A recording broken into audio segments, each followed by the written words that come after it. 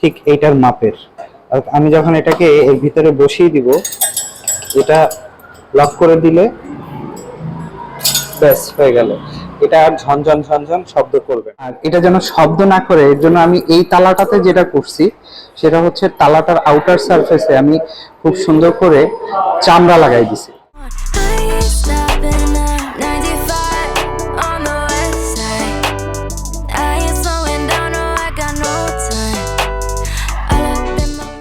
যখন হচ্ছে বাইকের সাথে লাগানো থাকে অর্থাৎ চলা অবস্থায়, তখন এটা ঝনঝন একটা নয়েজ তৈরি করে, যেটা আসলে বাইক চালানোর সময় খুবই বিরক্তিকর একটা জিনিস। এখানে দুইটা পাইপ হচ্ছে সুন্দর করে ঝালাই করে দেয়া, আর পাইপ দুইটা হচ্ছে ঠিক এইটার মাপের। আর আমি যখন এটাকে এর ভিতরে বসিয়ে দিব, এটা লক করে দিলে ব্যাস হয়ে গেল। এটা আর ঝনঝন ঝনঝন শব্দ করবে না। এই হচ্ছে আমার লক তালা লাগায় রাখার একটা সলিউশন। অনেকেই যেটা করে সেটা হচ্ছে এটা এটার সাথে লাগিয়ে রাখে বা হচ্ছে এটার সাথে লাগিয়ে রাখে, ফলে বাইক যখন চলে তখন হচ্ছে এটা ঝনঝন শব্দ করে।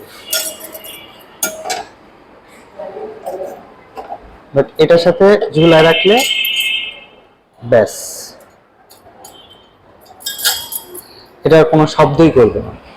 আর এই পাশের লকটা আমি যে পদ্ধতিতে লাগাইছি সেটা হচ্ছে এখানে যে এক্সজস্ট গার্ডটা আছে এই গার্ডটাকে এখান থেকে একটা ছিদ্র করে নেয়া, আর এই গার্ডটার ভিতরে জাস্ট এটা ঢুকাই দিলে একদম টাইট ভাবে এটা আর নড়চড় করে না, সুন্দর এটা লক হয়ে যায়।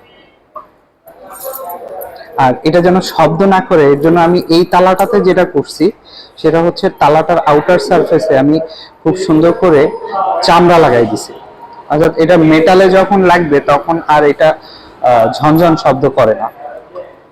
That's it.